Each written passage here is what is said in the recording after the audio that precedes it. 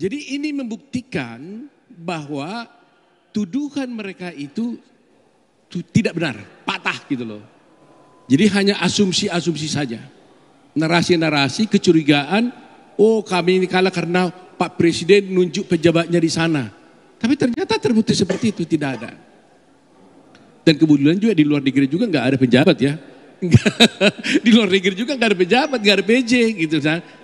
Ya, nggak ada bansos, nggak ada PJ, ya tetap aja juga menang 02-nya gitu loh.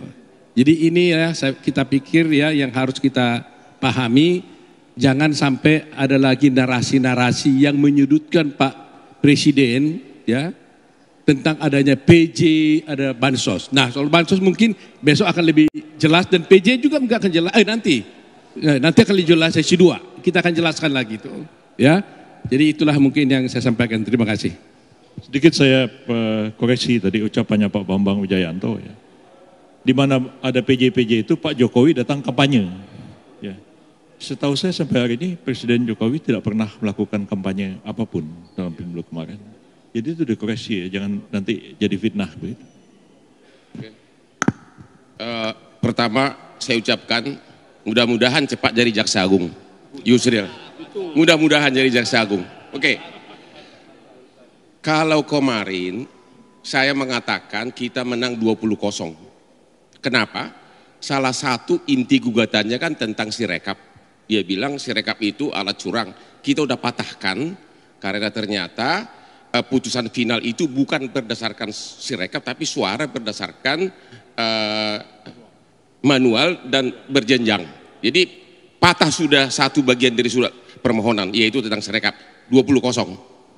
Sekarang tambah lagi 10-0 hari ini jadi 30-0. Kenapa? Dari tadi yang dibahas adalah tentang nepotisme, TSM, dan keterlibatan Jokowi. Saya mau kasih tahu, Hotman ini walaupun tampaknya kayak rockstar, kemarin waktu Hakim yang mulia Arief membahas cincin saya langsung viral di mana-mana. Tapi Anda lupa, saya ini sudah 38 tahun pengacara.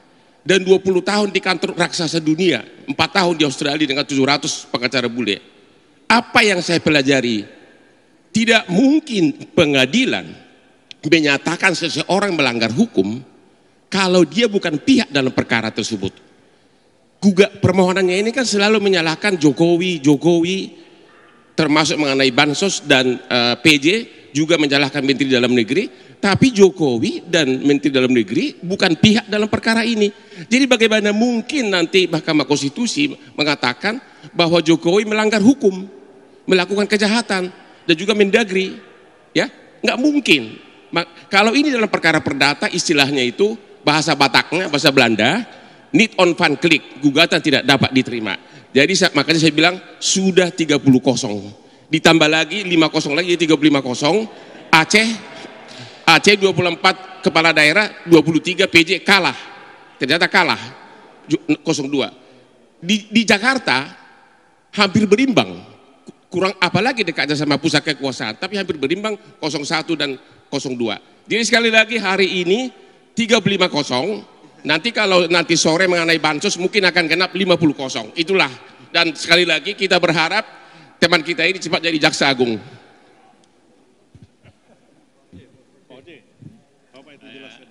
Begini, saya nulis buku mengenai deponering. Saya bikin penelitian. Dan status Bambang itu sampai hari ini masih tersangka. Dan saya punya bukti, seminggu sebelum kampanye, Jokowi sudah tidak kampanye. Saya punya bukti itu.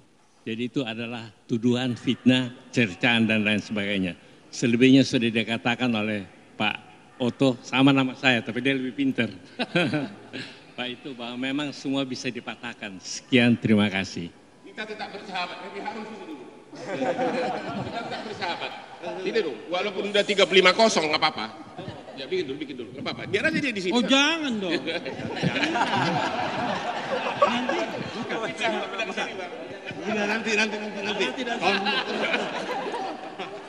Nanti baru kau sambutan itu. Jadi terima kasih rekan-rekan wartawan.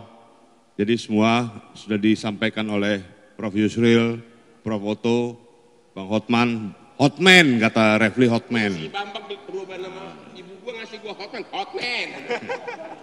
Jadi semuanya akan kita tindak lanjuti semua dalam pemeriksaan saksi berikutnya. Yang akan lebih seru nanti pemeriksaan saksi mengenai bansos, mengenai PJ dan sebagainya, itu akan lebih seru lagi sore nanti. Sampai kita tunggu iklan selanjutnya. Silakan Pak Refri. Nanti pembuka, buka dulu. Oh, ini mic. Oh, ini stand-nya udah nggak ada.